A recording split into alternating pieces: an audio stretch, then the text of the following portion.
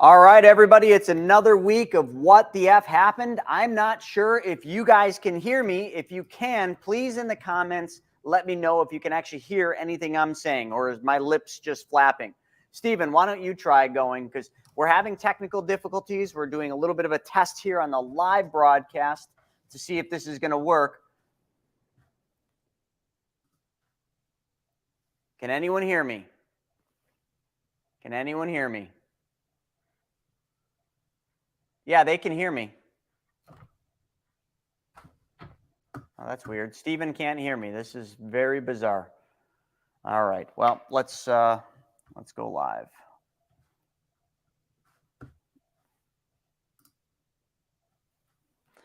All right, folks. Thanks. I don't know. We're having technical problems. Stephen can't hear me, so this is going to be completely blind, but we're going to try to pull this off. Thanks for joining us, TikTok and Instagram and YouTube and Facebook. It is another week of What the F Happened. You know, we're just in the middle of midterms. I hope all of you went out and voted. We're going to start seeing those results come in, but that's going to have major impacts on the markets, as you're seeing already this morning. So stay tuned, folks. We will be right back.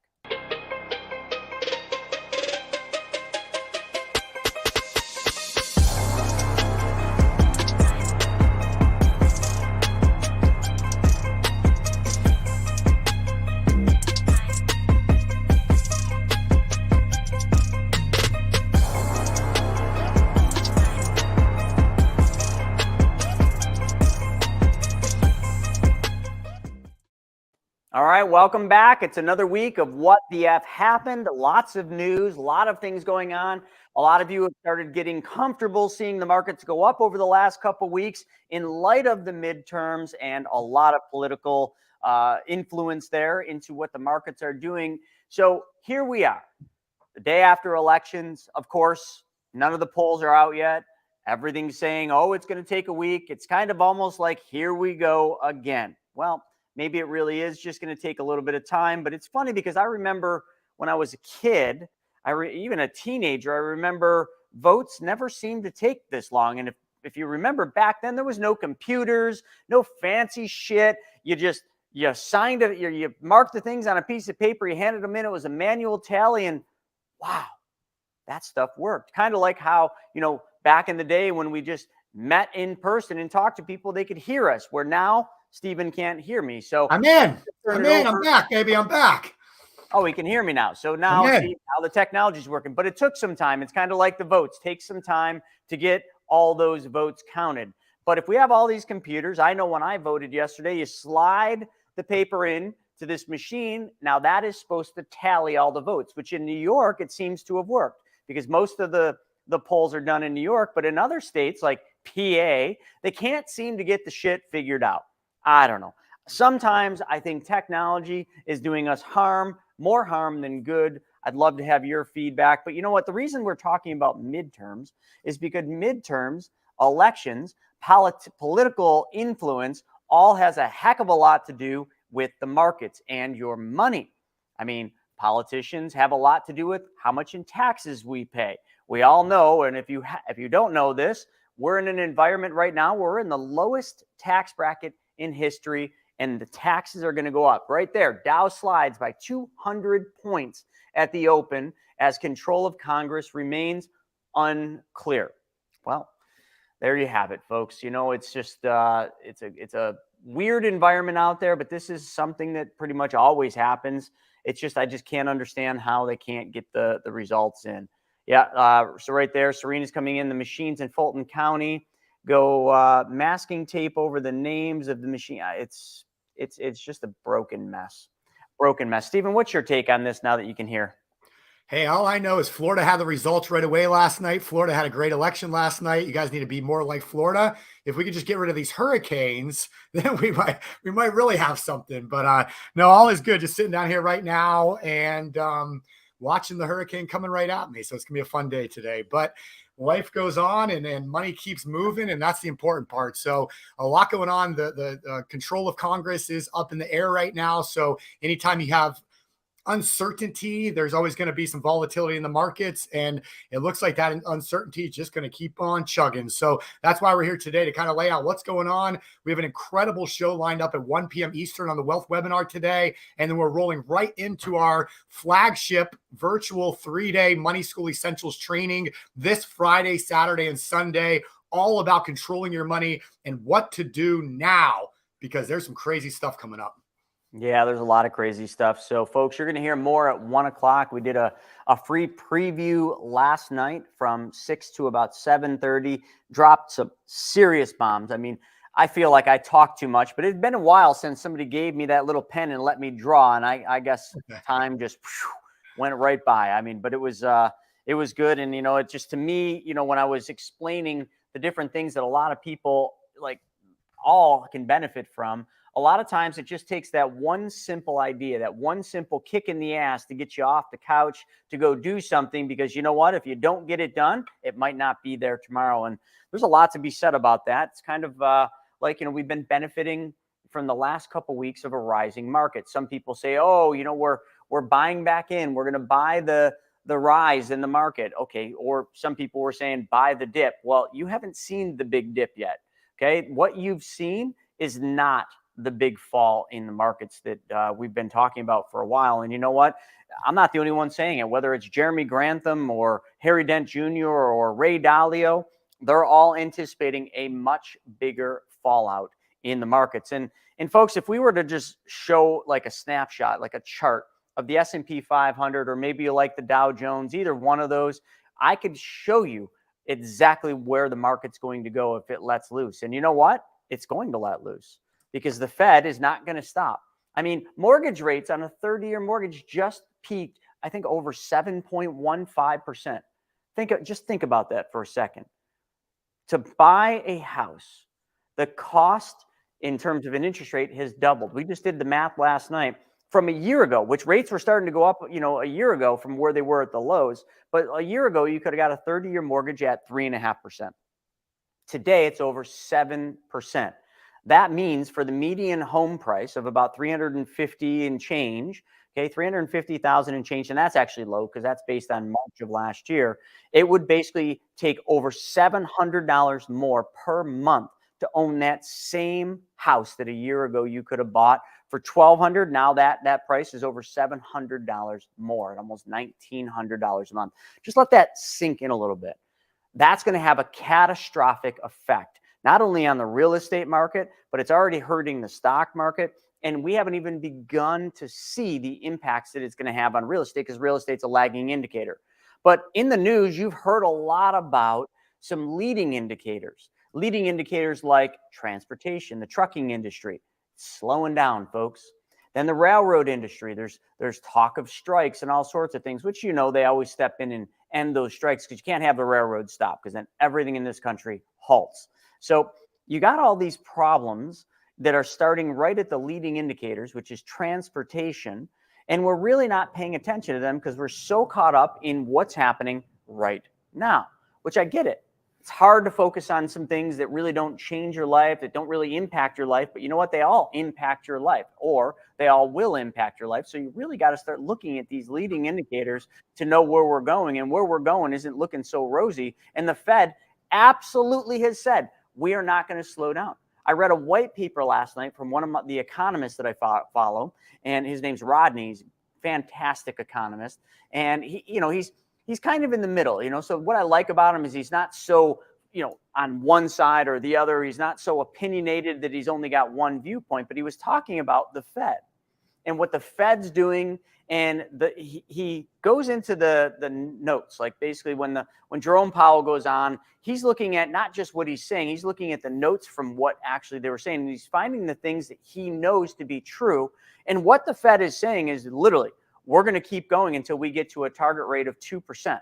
I want you to think about that. We're at 8.2 inflation, and they've raised rates enough to more than double the 30-year mortgage rates and everything else that goes along with financing. I know my cash value lines of credit, we used to be at about 3%, if I'm not mistaken. I'm at 6.5 right now. Like, that's massive. And that costs a whole heck of a lot of money. It changes a lot of what we do. But you know what, folks? If you stay focused on the spread, if it costs me 6.5, well, and I'm lending out at 12 to 15, my spread is still okay.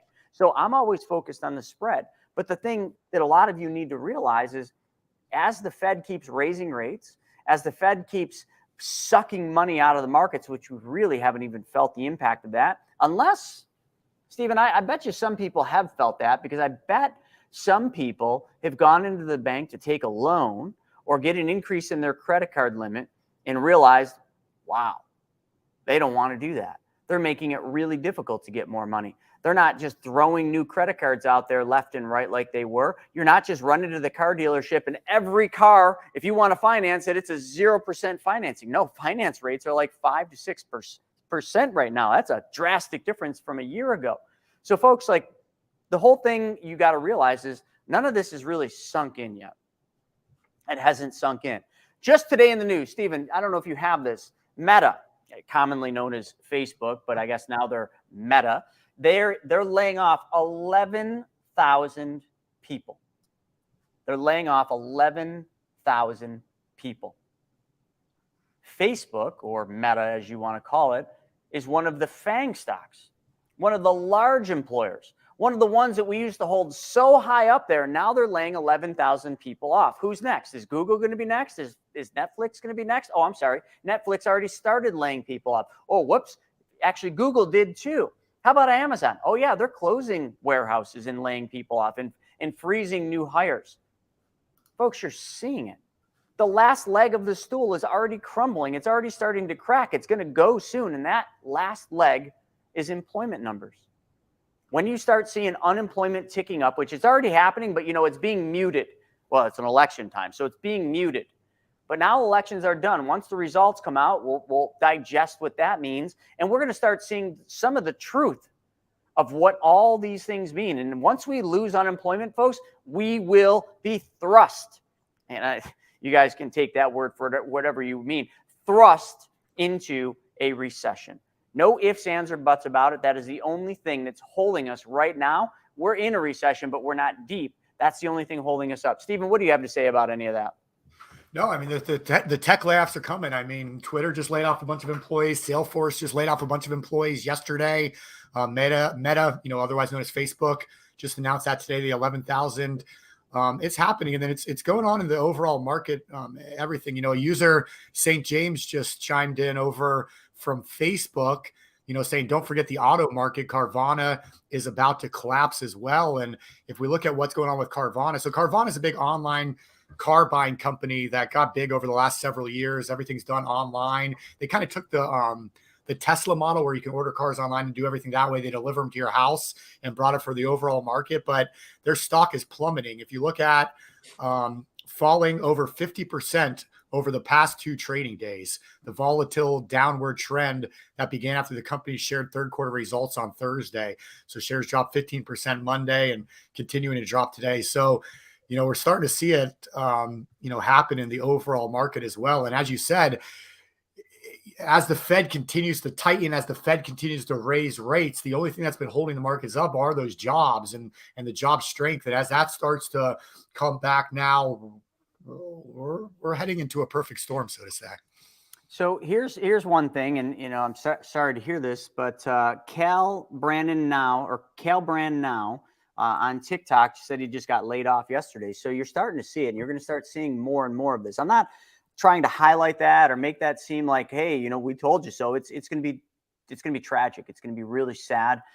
People are going to get laid off. They're going to lose jobs. Companies are going to close. Banks will probably start to fold. God forbid. We know they're just risky freaking drivers. It'd be like driving out to, let's pick on Florida a little bit, because God knows the drivers in Florida are dog shit compared to New York drivers.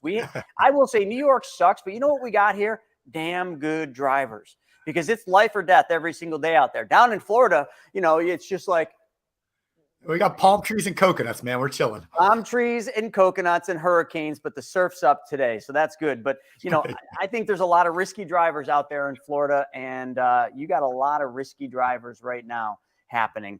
So, we just really, really got to pay close attention. GDP is up, some people said.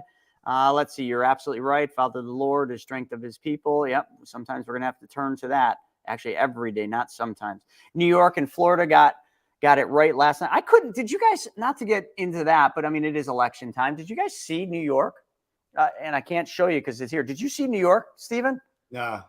Listen, like I went to the polls and it was a different environment at the polls. I mean, I've always lived in New York. So New York is always, just a blue state. And I actually kind of got caught off guard. My wife sent me over the map, like red or blue, and the whole thing was red minus a couple little spots of blue. And I'm like, oh, I even said this. I said, screw New York. My mind didn't articulate that because I'm so used to seeing it. And I'm just like, wait. Red. And it's just a big shift. I couldn't believe. Well, you guys' this problem. You have New York City and that whole area. I mean, the population of New York City is like a quarter of the population of the Western United States. So, right. Zeldin won something like 65 counties.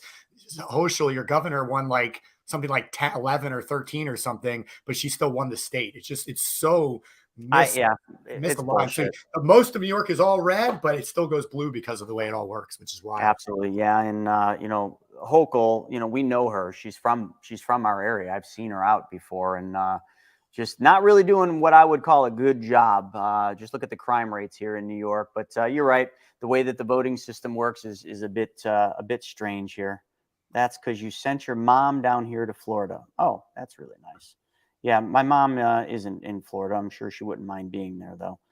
So let's see if there's any other. But hey, thanks for commenting, right? All right. So what else can we move on to, Stephen? There's a lot of stuff in the news. A lot of it is, has been tied to these midterms. It's muted a lot of the other stuff going out there, like the hiring freezes, the layoffs, the trouble with diesel and transportation, which are major things that should be making it in. One thing I do got to talk about, a little outside the news, but I on my podcast, I brought a really high profile CPA. He's known throughout probably the world, but definitely the US. He was Robert Kiyosaki's CPA. I don't know if he still is, but we just got talking, and really what we got talking about are changes in laws. Changes in tax law, I should be more specific. And we talked about the tax code in his new book. And I just brought up to him, I almost felt like it was a shot to the gut, but I do that with a lot of my guests that I bring on to the podcast. And I just said to him, I said, so the Inflation Reduction Act, I said, you're a CPA, you read all these, you understand them, because he was talking about some of the changes to tax laws that the Inflation Reduction Act brought about. And I just said, is there anything in the Inflation Reduction Act that actually reduces inflation? And you know what his answer was? Like stone-faced? No, nothing. Not one thing in the Inflation Reduction Act that actually reduces inflation. Not one thing. As a matter of fact, he went on to say, this part of the bill actually will increase inflation. He said there's more in the Inflation Reduction Act that actually increases inflation, that it's so unbelievable that they just take a bill that didn't pass, the Green New Deal, they slap a new cover on it and be like, oh, you don't want my book, Mapping Out the Millionaire Mystery? Great. Well, let's just put a new cover on it. And it says, Rich Dad, Poor Dad, you want it now? And everybody would want it. So that's all they did. They just put a fancy title on that everybody wanted to hear about, and it got pushed through. It's sick that that's how it happens. But how does all this play into your money? Well, look at your 401k statement. And, the next one you get, or don't even wait for the statement, just go online, because this last little pull up that you've seen in the markets very well might be the last that you're going to get. I'm just being realistic. So if you haven't made changes in your 401k by shifting to safer assets, moving money to safer assets, you're running out of time, or you might have already run out of time. So, if your advisor said, stay the course, you're in this for the long haul, it's only a paper loss, I proved yesterday mathematically what that means to you. And Stephen, what was the response when I showed people what stay the course actually mean? At first, they were all saying, oh, yeah, that's what he said. And then at the end, what was their comments? I mean, it's the most important thing right now. I mean, it's what we got to do. I mean, it's you got to have that plan. You got to be ready for it. And that's what it's all about, Yeah. So if your advisor is telling you to stay the course, you should really just Google drawdown effect and let me know how stay the course actually feels after you read about what that means and what that means to stay the course. Stay the course. Here's what stay the course means to me. And if any advisors are on here, I'm happy to debate, happy to argue about this because this is the truth. Stay the course means I'm okay with it taking way freaking longer than it has to get my money back. And you know what stay the course means? You're fucking lazy. Sorry. That's exactly what it means to all you advisors. It means you're lazy and you're scared to do your job, or you don't want to do your job, or you have too many clients to handle the actual real things you should be doing. Because an advisor, in my opinion, I was one for 16 years and I did it all wrong because that's what I was taught to do it all wrong. An advisor's job is first and foremost to protect their clients' money, I think, and protect, preserve, and grow the money. But their job right now, in my opinion, is preach this, stay the course. You're in it for the long haul. It's a paper loss. That just means I don't want to do the hard work and manage your account to make sure that we protect and preserve your money based on your needs and your goals. How about this? I'm the smart guy. I'm going to tell you exactly what to do. I'm going to ignore all your needs and goals, and I'm really just going to, just sit back and just say, oh, it's just a paper loss. I'm so freaking pissed off at how broken the financial world is and the advice that the masses are given by the advisors. Now, there's really good advisors out there doing a fantastic job, but unfortunately, I just hear it way too often that there's too many of them giving terrible advice like that for people. If somebody's 10 years from retirement or 5 years from retirement and they say to their advisor, I can't accept any losses. I really can't handle any losses. I'm getting ready to retire. I can't rebound from this. And the advisor says, okay, well, don't worry about it. You just got to stay the course. It's just a paper loss. When we're going to head into one of the worst recessions, probably of our lifetime, that's solid advice. No, that's fucking laziness. Excuse my language. All right. Anyway, I'm sure some people will get mad about that one. What do we got? We got some questions coming in here. We got lots of them, actually. Apple's market cap worth more than Meta and Alphabet combined. That's insane. Yeah. So, I would definitely say if Apple takes a dip, during this thing, that would be a good one to start dollar cost averaging in. Yeah, I mean, Ocean 88 just talking to the point of the home mortgages and everything rising. I mean, people who could afford a $400,000 house at 3% could only afford a $241,000 house at 8.5% with the same payment. And the Fed looks like they're going to raise rates probably another 75 basis points in December. So that's just going to keep on coming up. A year ago, not even a year ago, in March, Stephen and I were doing, the same training that we're going to be doing this weekend. It was different, though, because all of our trainings are 3-day virtual trainings. The one that we're doing this weekend that you guys all should get to be taken part of. Put the link up if you guys want to get into it. Every one of them are custom built. Like that entire training is built for the times right now, not the times back in March. But in March, when we did it, we were anticipating the Fed was going to raise rates about 25 basis points. And we thought that would be aggressive. Well, we got that one wrong because the Fed didn't raise interest rates 25 basis points. They went 0.5%, now 0.75%, and it still isn't working. So right there on the screen, folks, we've got the link. It's very easy. It's moneyschooltraining.com/registration, and you guys can join. We've got unbelievable speakers.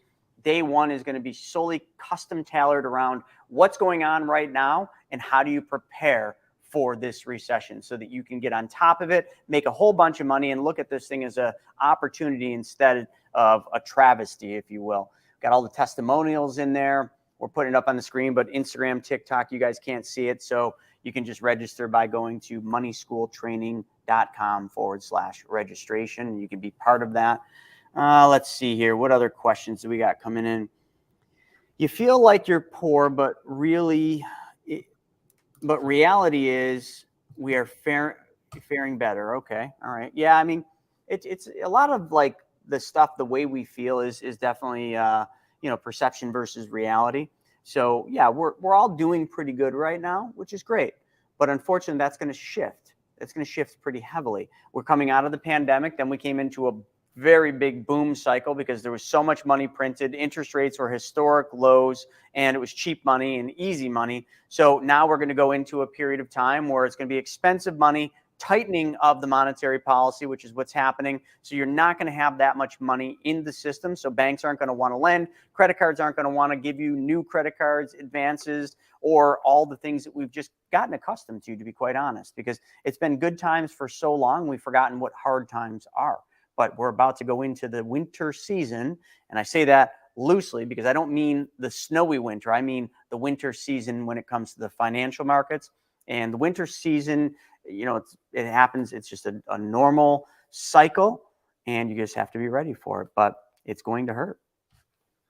Here's an interesting story, Chris. You were just talking about the Inflation Reduction Act. I hadn't seen this yet. This is new. So this just came out this morning. Europe shows a united front against Biden's Inflation Reduction Act, says it threatens industry.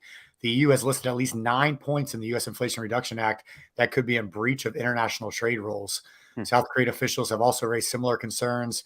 A task force between European and American officials, which has had its first meeting on the subject last week, will meet every week to discuss how to address Europe's concerns about the act. And so looks like not only Americans know it's bullshit, but Europe and the rest of the country is calling us out also. I can't even imagine what other leaders of other countries, whether it's Europe or Japan or China, I can't imagine what they say behind closed doors about the United States right now. Like I think about it. We had Donald Trump and now we have Joe Biden. Like, what the fuck are we doing here? I mean, I'm sure they said a lot of things behind closed doors about Donald Trump, but I think those things would have been like, does this guy ever keep his mouth shut? What an arrogant, pompous guy, but I don't want to fuck with him. That was kind of it. But now you got Joe Biden in this administration where even our ally, Europe, is being like, hey, you're passing laws that threaten, that threaten all of us. And, and then you got the Supreme Court stopping things that are being said publicly by this administration. Oh, we're going to pay off $10,000 of your student loans. Supreme Court's like, whoa, whoa, whoa, whoa. That's against the Constitution. You can't have taxpayers pay off private debt. Like, that's not allowed. You can't just go out and say that. Oh, it's just for votes. Ha ha, I gotcha. Anyway, it's just sick. But I mean, those closed door conversations, I just can't even imagine what they are. And they're probably scary, to be honest. They're probably scary. Like, well, if we're ever going to do this, guys, this would be the time. I don't know. What do you got there, Stephen? I'm just pulling up the weekly to mortgage. We like to cover it each week. Weekly mortgage demand flattens as interest rates climb higher to 7.14% on average, significantly lower than it was a year ago. The average contract interest rate, 7.14 from 7.06 last week for loans with a 20% down payment. So things like we were just talking about, just continuing to raise and continuing to slow. I do want to comment on one thing. We had somebody ask this earlier about Private Money Club. Are we seeing deal flow slow down on Private Money Club, or are we seeing lenders stop lending on Private Money Club? Actually, it's just the complete opposite. Now, there's two things. It could be because it's new and we just launched, so we got a lot of new members. But no, there's lots of new deals going up. I've got a brand new Chris Rude deal that's just getting ready to go up. I got all sorts of deals that I'm seeing go up almost every single day, and they're still getting funded. So Private Money Club will benefit from everything that's going on, because as the banks capitulate and stop lending or slow their lending down, the hard money lenders, which are very well tied to Wall Street, when Wall Street goes, they're going to slow their lending down or make it more difficult. All that means that the institutional side of lending is really going to pull back. The private money side of lending will increase because people need to make money, especially in a rising inflation period, or whatever you want to call it. Even if we're a declining inflationary period, we're at really high inflation. Everything's really expensive. People need more money. So they need to make their money work for them. They need to be in control of it. So Private Money Club gives them another alternative to make their money go to work for them, to create an income by being a lender or a borrower, by being the bank, hypothetically, BYOB. They get to be the bank. So I would guess, and I could be wrong, I would guess that Private Money Club will benefit tremendously from the recession, because everything else will dry up and everybody will be looking for alternative ways to make money. And what better way to make money than be the bank, to do what the banks fail to want to do right now. And I think it's going to be a fantastic thing. And I think, not that I could have ever timed it this way. I just think that the timing is just right. I think we'll have this software where we want it, inside of the next 6 months, with a lot of new features we're going to be rolling out. And that's going to come right at the perfect time when the stock market and everything's falling and everybody loses faith in Wall Street and traditional investments, and they're seeking alternatives to make their money work for them, which is private money clubs. So that's my as the real estate market comes down and huge buying opportunities arise for investors that know what they're doing. So it allows not only the lender to get out of the falling, crashing stock market and everything else and put their money into some smart loans that pay great returns backed by assets. But on the other side of the fence, the people that need the money to go out there and do those deals when the bank rates are so high and they've tightened their lending and they're not wanting to give money out like they were a couple of years ago to be able to get those good deals and make that money, they've been able to borrow that money from those private lenders. So it's just the perfect situation for both sides of the fence, whether you're looking to be passive and just grow your wealth or you're looking to be active and grow your wealth. It's the perfect joining and the perfect time for it. So private money club is going to help thousands of people over the next couple of years. It's going to be awesome. You should see some of these comments on TikTok. It's just like we're talking about money and people are then bringing in racism and bringing in, I'm gay. What do you think about that? It's just like,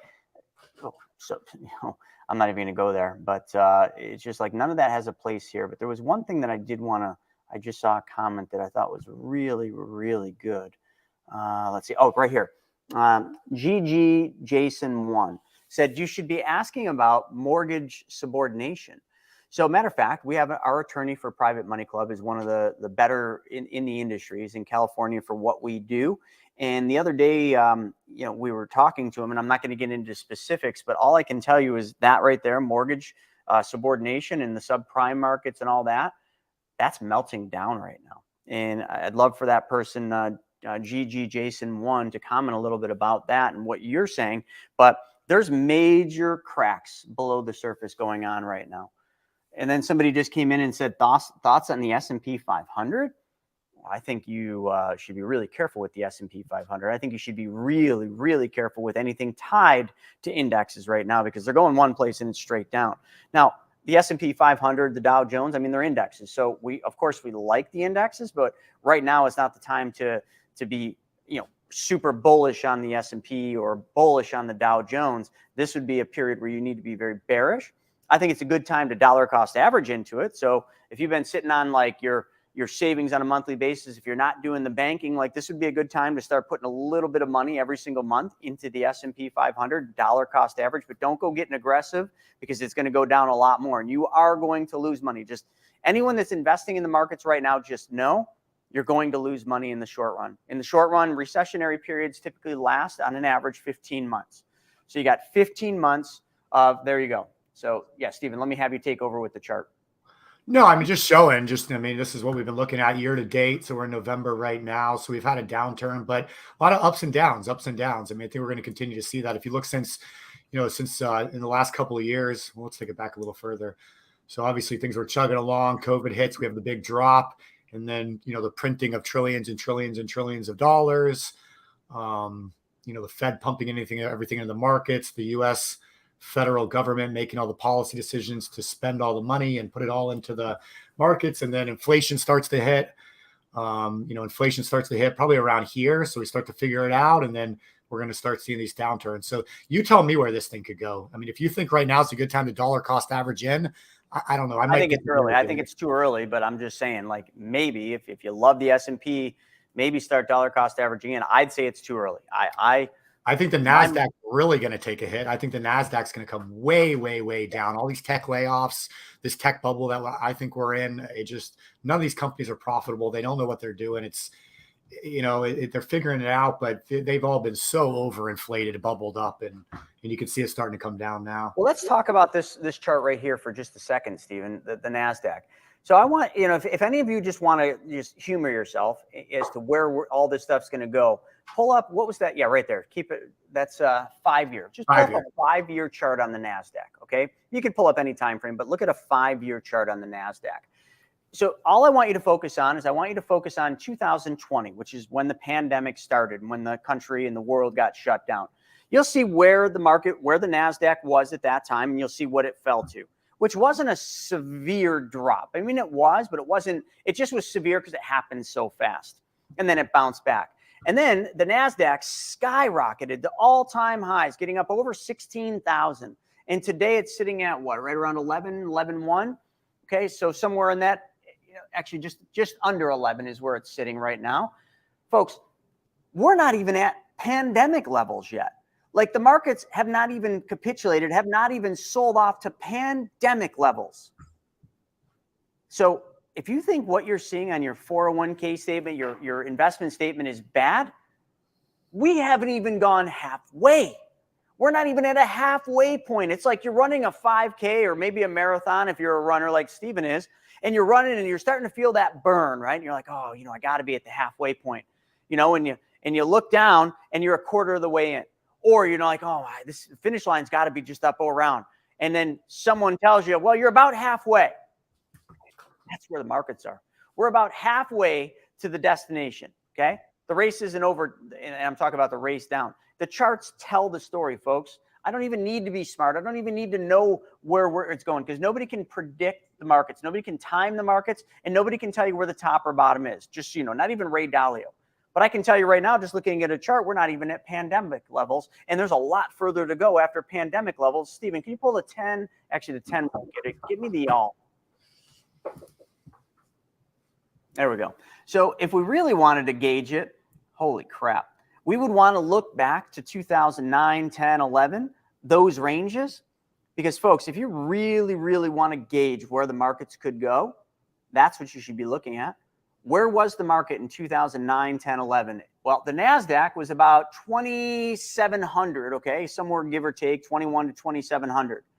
So, folks, right now we're at 10, a little over 10, and we literally have the ability to fall back to 2009 levels. So what kind of a drop is that? Well, then you'd have to really go to the dot-com crash, and you'd have to study how far tech stocks and the NASDAQ fell there and then to get an understanding. This is the severity of the situation. The market went up so fast because of the environment, because of low interest rate environment, a heavy money printing environment, lots of reasons. Okay? Since the 2008 crash, I mean, that's what the Fed has done. They lowered rates to zero and they pump trillions of dollars in. I mean, that's what you see here.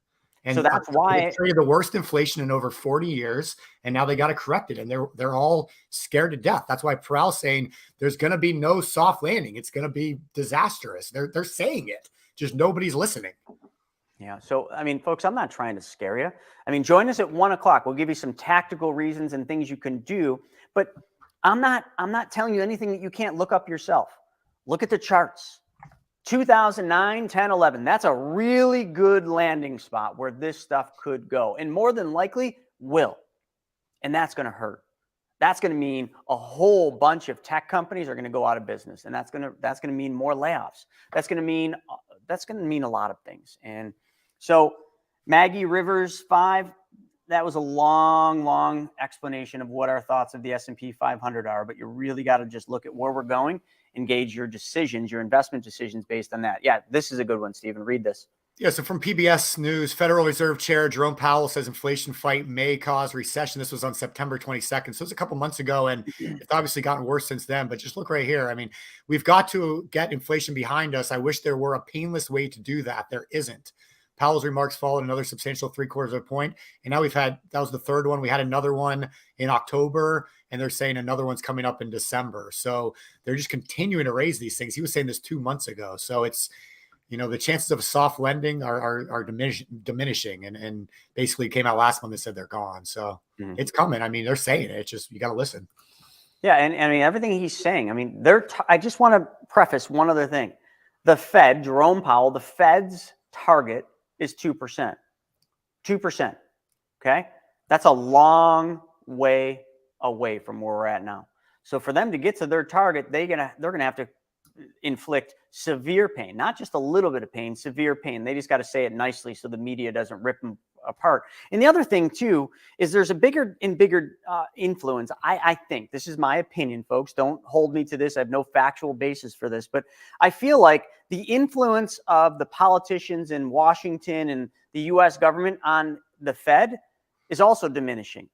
The Fed is not owned by the government. Okay. The Fed controls monetary policy independently. Okay. So the Fed doesn't take instructions from the US government. I'm sure there's some influence back and forth, but the Fed holds all the cards. What are the cards? Debt. How much? $8.9 trillion. Well, a little bit less because they're selling off $95 billion a month. But think about that. That's a lot of leverage. The Fed holds the cards, folks, and we allowed it. We allowed that to happen when everything went into effect, 1913. We gave that control to them, and they have the control now. So whatever they're going to do, regardless of what the U.S. government, the politicians, Republicans or Democrats, regardless of what they want. This is going one place and one place only. And I don't, again, I try not to talk politics, but this one just pissed me off. Does anyone remember when Joe Biden went public saying that we are not going to go into a recession? There's not going to be a recession. That single-handedly pissed me off because that is literally giving the worst false advice or false preface you could ever give, because you're literally telling people the biggest lie, and they're going to make and take actions, especially seniors. Like, I forget about you if you're younger, but I'm talking more seniors. When the president comes on, because seniors, they grew up in an era where the president literally spoke the truth and usually was, looking out for the best interest. Not always, but that's just the general consensus for a lot of seniors. So the seniors who got their money in the markets, who can't afford market losses, period, because they're past their working years, they're in the retirement years, and the president says we're not going to go into recession, gives them a false sense of hope. They don't take action, they don't make changes, and then all of a sudden, when we actually do go deep into a recession, it's game over. They can't come back. They don't have time like some of you do. It's a sad, sad thing. And that pissed me off. So misleading. I mean, it's just ridiculous, and it's everything. He lies literally about everything, and that's not me. That's the Democratic propaganda newspaper, Washington Post, telling us that. So a bottomless Pinocchio for Biden and other recent gaffes, and this just came out a couple days ago. Just talks about how ridiculous it's been, the stuff that he says when he's out there speaking. It's just complete lies. Let's see. I'm just going to go to some of the questions over here on TikTok and some of the ones that are coming in. You didn't specifically say what you don't believe in. Just say it, big boy. Come on. What I don't believe in? I don't remember what that was. I don't believe in, thinking that the markets are going to keep going up because they've been up for the last couple of weeks. That's one thing I certainly don't believe in. I have no idea what you're talking about. You're just trying to start trouble. It's crazy. So in other news, any crypto people still out there? Anybody investing in crypto, still buying or trading, anything like that? I just saw this article. This is interesting. FTX's token plunges 80% on liquidity concerns, wiping out over $2 billion in value. So FTT, the token native to FTX, lost most of its value on Tuesday after rival Binance, the world's largest cryptocurrency firm, announced plans to acquire the company. The coin fell from 22 to below 5, wiping out more than $2 billion in a day. Just wild swings in the crypto markets, huh? Yeah, there really is. It's we used to, on this show, we used to have a bunch of people beating us up. We'd talk about the BYOB stuff, the specially designed whole life stuff that we teach, and people would just crush us and beat up on us because they were crypto people. They're gone. Like, it was here one day, gone the next. Sorry, folks. Like, what we teach has been around for a couple hundred years, and it's not going to change. But those crypto gurus now are no longer crypto gurus. Their Lambos are going up for sale. They're all the things that they bought, their Gucci shoes. Yep, go to what are those sites where you can buy used Gucci shoes, Gucci bags, and all that stuff? Yeah, if you want, they're all on there. So whatever those sites are. Here's one thing I wanted to bring up. Looks like Jamal for Gay Thoughts. If it weren't for COVID, the S&P 500 would be solid. So that's an interesting take. And I don't really have solid, yes or no, it would be. But you're right. I mean, COVID changed a lot of things. So if it weren't for COVID, they wouldn't have printed 5.1 trillion. If it weren't for COVID, they wouldn't have kept interest rates as low as they did for as long as they did. If it weren't for COVID, they wouldn't have given everybody all this extra money. And if it weren't for COVID, the country wouldn't have been shut down for, almost 2 years, give or take a couple months here and there. So would the S&P be solid? I think it'd be in a lot better place than it is now. It wouldn't have this massive bubble. Everything wouldn't be massively bubbled. But the one thing that I will say against that is we're not so much just dealing with COVID, or the after fact or the hangover from COVID. We're also dealing with cyclical cycles of the financial markets, the short-term debt cycle, the long-term debt cycle, the technology cycle. These are all the cyclical cycles. That's the summer season, the winter season. They're all cycles. So regardless of where the S&P is, whether it's okay or not okay, or whether it would be solid or not solid, it's still got to follow the cycles. It's like, just because, here in Buffalo, we say, we don't want winter. winter's coming whether we like it or not. Like, doesn't matter. Maybe it doesn't get as much snow. Maybe it gets more snow. We can't control that. Well, you can't control the patterns and the cycles that happen in the financial markets. You just can't. So I love that comment. I just, I think there's a little bit more to it than just COVID. Oh, here's somebody biweekly. Somebody's buying Bitcoin and Binance coins. So that's actually smart. Someone dollar cost averaging in. I do it weekly. I don't even look at it anymore, but weekly I put 200 into Bitcoin, 200 into Ethereum, and I don't even open it anymore. I just keep putting money into it a little bit. I don't miss the $200. So that's how I'm doing it. I don't think that's a bad strategy to go. I mean, could lose it all, but if I lost all the money that I put into crypto, all right, well, lesson learned. But it could go the other way too. I'm doing both BYOB and crypto. That's great. So we've talked about that a lot, using BYOB, the banking system, to then fund the purchase of crypto, because he or she, Carbone VO3812 on TikTok, they're buying low. I mean, you have to admit it's been pretty low on the crypto forefront. Could go lower, but yeah. So these are great comments coming in, folks. Keep them coming.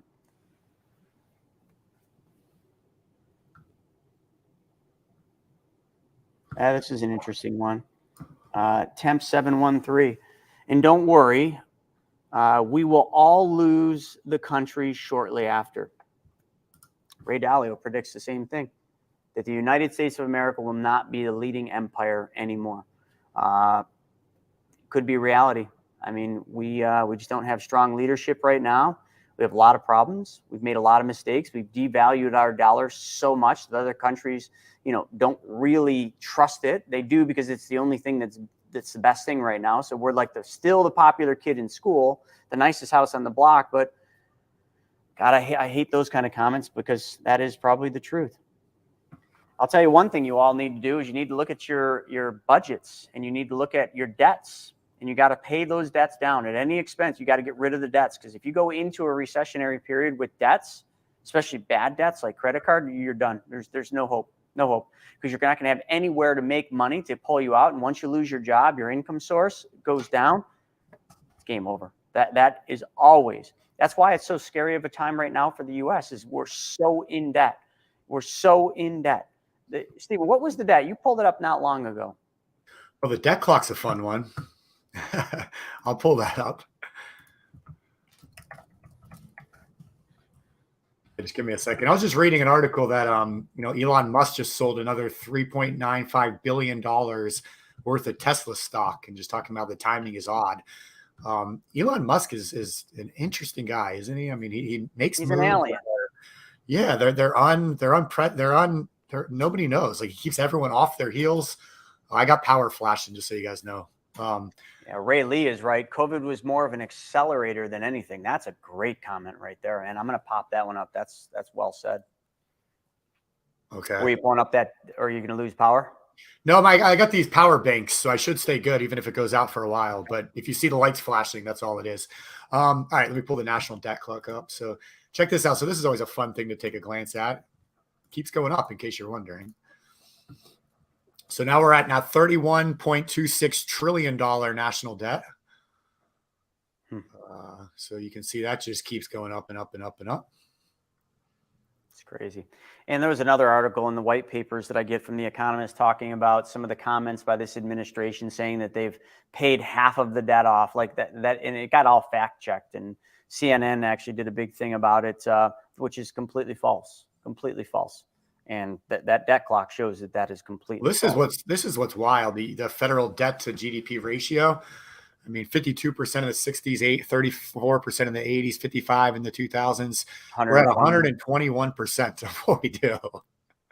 Like, that's not a good number, Chris. No, it's not. And there's books out there that were written that said, once we cross a certain threshold, if I'm not mistaken, was it the creature from Jekyll Island that mentioned this? Once we crossed over, I believe it was like 60 or 65% of debt to GDP, there was no going back. You could never come back. So at that point, you just have to do what Greece and the Romans did and just devalue your currency just to keep printing more and more money, just to keep the machine working. And eventually we all know where that goes. And that's to that comment that came in, Here's the real number. The U.S. unfunded liabilities, $172 trillion. Just think about that. Unfunded liabilities. That's sick. Wow. We really need somebody to come in that's strong and has to make the hard decisions, and it's going to be painful, just like the Fed is doing. But in the long run, it's got to happen. Yeah. So I like this guy on here, TEAMP713. Man, his comments are freaking gold. He said Bitcoin to go to 14,000. Completely agree. Absolutely 100% agree that Bitcoin more than likely will fall from the current 20 or 21, wherever it's hovering, to right around 10 to 14. 100%. No ifs, ands, or buts. I think that's where we're going to go, and it's going to follow the markets like it has every other time. And then the other thing you said, when Saudi Arabia joins BRICS, that's the end of the petrodollar. So right now, think of, and I don't mean to keep going to this administration, but it is election time. I want you to really focus on one thing that you've been hearing in the news. First off, the current administration is using our surplus, our emergency surplus oil reserves to bring the cost of gas down. That is not what the surplus emergency reserve is for. It is not to try to control the price. Never has been. And it will fail miserably because you can't control the price based on that. All you're doing is you're just using up our reserves that we will need when we actually have an emergency, which who knows when that's going to be. Second thing, you go to, they're not our allies. You go to Saudi Arabia, one of the largest supplier of oil in the world. Okay. We've already lost Russia. Okay, so Russia, we're getting no oil from. So now that's off the table. Then you got the Middle East and the Saudis. They control all the oil. It's no secret. And oil is right now traded in U.S. dollars, which is what gives the United States and the U.S. dollar its superiority, period. Once oil isn't valued in the U.S. dollar, game fucking over for the U.S. in the U.S. dollar for sure. Game over. So then what this administration does is goes and pokes the bruise and starts threatening Saudi and OPEC, okay? They start threatening them, that, you got to have to supply us more oil and it's got to be at this price and whatever they're saying. I'm not speaking with any specific knowledge, but you've seen it and you know what they're doing. They're basically making threats openly. All the Saudis got to do is be like, okay, you asshole, we're just not going to sell you oil anymore. And you know what? We're going to value oil in a different currency. And in doing that, we're going to be able to charge what we want to charge at the profit levels we want and piss on you guys. Because we got India, we got China, we got Russia. They'll buy all of our oil and they'll buy it at the price we want to sell it to them. So if you don't like what we have, go somewhere else. And you know what? Since we've already kind of just not destroyed, but made it so this administration has attacked U.S. oil producers and refineries so bad that a lot of them closed. A lot of them don't want to keep producing because they're just bad guys, right? We're making the U.S. oil producers the bad guys because it's dirty. It's just so counterproductive because this country, as much as we all believe we want it to be the clean country and we want electric cars and everything to be powered by electric, that's not reality. Not in the near future, not even in most of our lifetime, okay? That's not the reality of the situation. We need oil. Okay, without oil, we don't have an industry. We don't have an economy. And I'm not saying that that's good or bad. I'm just saying that's reality. So we need to face the fact and face reality, which is why you all need to learn more about what's going on and what to do, which is why you all need to join us today at 1 o'clock Eastern. The clock is ticking, folks. Tick, tock, tick, tock. Many of you, you've run out of time. Most of you still have some time, but if you keep putting it off, if you keep thinking someone's going to bail you out, someone's going to, take care of all your financial problems for you. Oh, the government's just going to keep sending us checks. The government can't send you checks when the Fed doesn't want to print money. They control the monetary policy. Most states, in this country are broke. They can't even operate without help from the U.S. government. And the U.S. government can't really operate without the Fed giving them printing more money or telling the Treasury to print more money. Folks, we're in a bad place. But the best thing about being in a bad place is it opens the door for many of you to actually face the facts and face reality. And the reality is this: you need to take back control of your money. You can't control the uncontrollable, but you can control what you do with your money, how you do it, how you control your money, and you can stop listening to all the people that don't give two shits about you, your family's financial future. The cavalry's not coming this time. It's you and you alone that are in control of your money, And that is if you decide to be. So learn how to take back control of your money, and start by joining us this afternoon at 1 o'clock. Stephen, what do you want to say to wrap this thing up?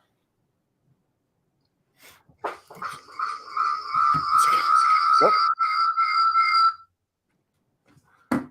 All right. All right. Can you hear me? We're good. Yeah, I put my phone up. I was going to walk outside with you guys and show you this hurricane. There was a band coming through and the trees were like bending over, but we're going to let it go. It looks like it passed over. So I'm looking forward to 1 o'clock today. Last night, if anybody was on, was unbelievable.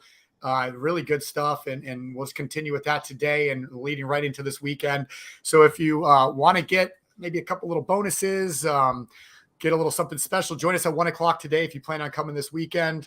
And we're going to have some fun with that. So, Chris, before we wrap this thing up, let's do one little prediction. I saw somebody asking before, what you think, where you think mortgage rates could go to. So I'm curious what your thoughts are on that. Could we see, here we go. And how long of a period of time? Double digits, 10+%, let's say by summer of 2023. Yeah, I think you could definitely see 9 to 10%. I think that'll be the final resting point. I think you will see double digits, much like what we saw in the 1980s. That would be my prediction. So Manny, I'd say 10+% for sure. I mean, I don't see inflation coming down. I mean, if somehow employment numbers slip really quickly, which it seems to be happening, but might not happen quick enough, I think, the Fed will keep taking severe action, keep raising rates. I mean, we're over 7, so it's not going to take much to hit double digits. And probably realistic, we will. There you have it, guys. All right. Well, we'll see you at 1 o'clock Eastern for the Wealth Webinar Series. Just go to chrisnaugle.com. What do you scroll down 1 little inch, Chris, and you click right there. We'll give you 3 digital books just for signing up for the free webinar. Join us at 1 Eastern, and we are going to get deep into what you can do right now to protect your money and get ready for what's coming. All right. So TikTok, Instagram, if you didn't hear that, go to chrisnaugle.com. You can see the spelling right behind me. And then once you go there, just 2 index finger scrolls, find the Wealth Webinar, click to register. There's no cost. We even give you a couple of my books. So we'll see you at 1 p.m. And if you don't register, you don't get the recordings. That's just how it works. So with that being said, folks, thanks for joining us for another week, a hard week, because the truth hurts. We'll see you next time.